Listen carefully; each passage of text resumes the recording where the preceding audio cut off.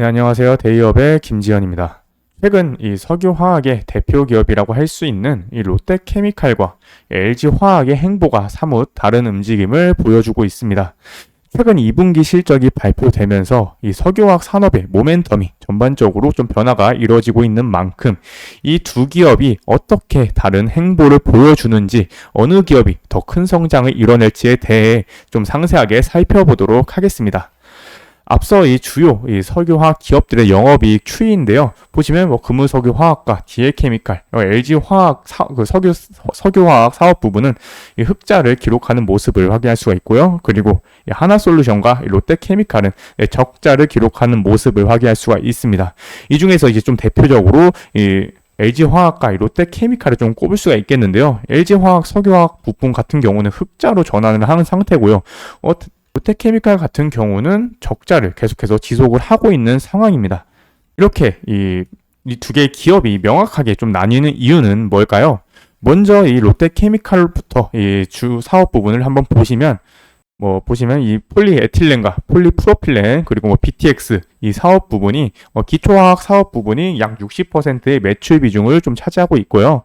이 기초화학 부분은 이 중국의 과잉 공급으로 인해서 좀 몇 년째 좀 수익성이 좀 안 좋았었습니다. 이번 2분기에는 계절적 성수기 진입과 이 최근 이 긍정적인 환율 효과로 인해서 보시면 매출이 좀 확대가 되는 모습을 확인할 수가 있는데, 이 간이보수나 기회손실 비용이 좀 발생했고요. 그리고 재고평가 손실이 좀 증가를 하면서 이 수익성이 조금 소폭 하락을 해서 결국 적자는 조금 늘어나는 모습을 보여주었습니다.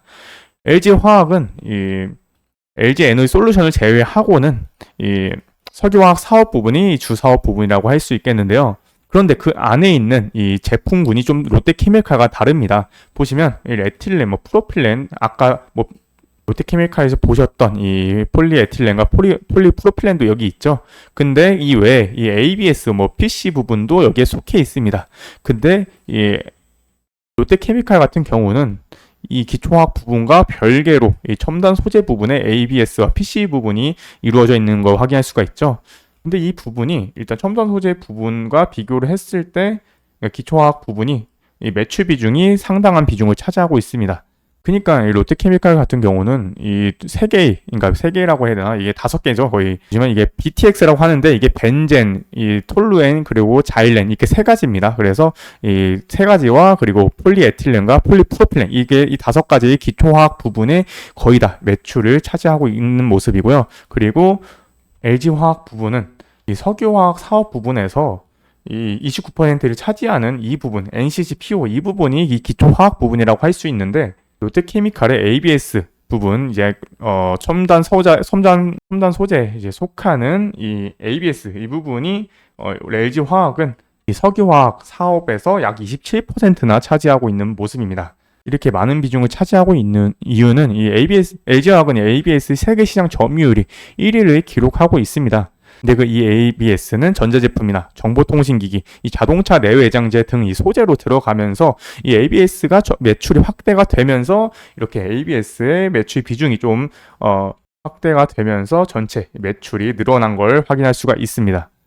그래서 결국 이 영업이익도 흑자로 전환을 한 것까지 확인할 수가 있고요.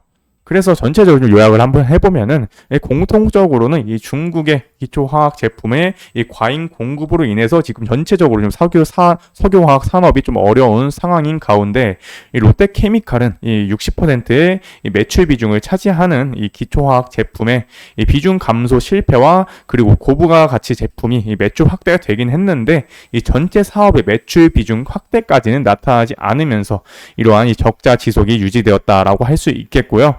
그리고 LG화학 같은 경우는 이 기초화학 제품의 매출 비중이 이 롯데케미칼에 비해서 굉장히 좀 저조한 상태였고요.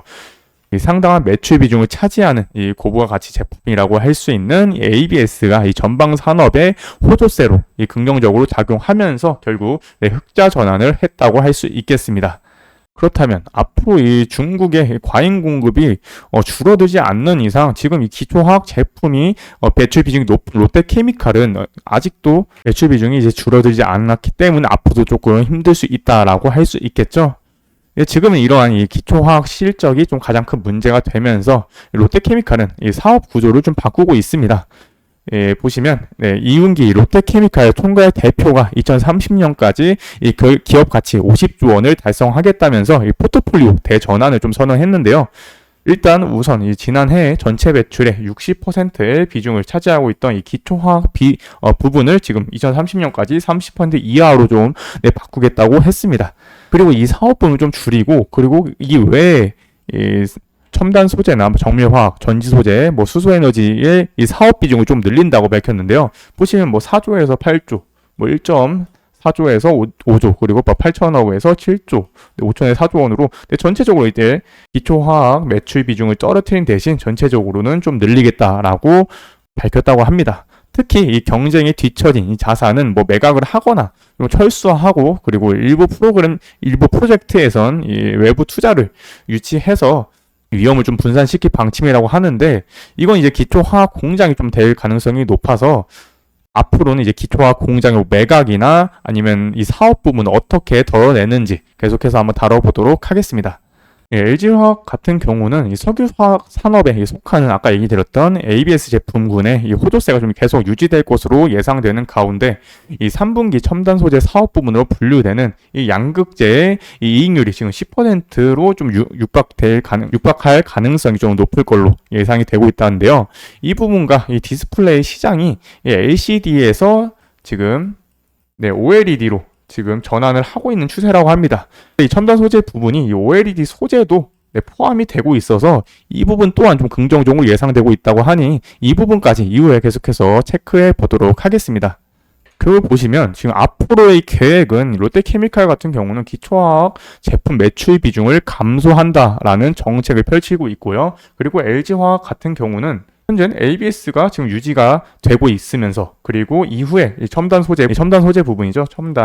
그러니까 첨단이라 쓰겠습니다. 그러니까 첨단 소재 부분에 속하는 이 양극재나 이 OLED 소재 부분이 지금 앞으로도 계속해서 늘어날 거라고 하니까 결국 이 부분도 늘어나고, 이 첨단 소재 부분도 늘어나면은 LG화학의 전체적인 좀 사업 부분 또한 매출액이 확대가 될 수 있는 부분이겠죠.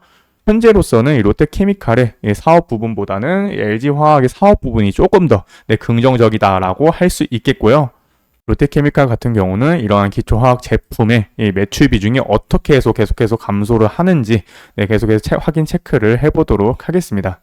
그래서 결국 현재 석유화학 시장의 전체적인 이 패러다임이 바뀌고 있습니다. 앞으로도 이 중국 시장의 기초화학 제품의 과잉 공급은 이 국내 기업들에게 고부가가치 제품에 대한 매출 확대로 변화할 가능성이 좀 높습니다. 따라서 앞으로도 각각의 석유화학 기업들의 패러다임 변화에 대해서 계속해서 추적하고 좀 분석해서 투자를 위한 정보를 드릴 수 있도록 노력하겠습니다. 감사합니다.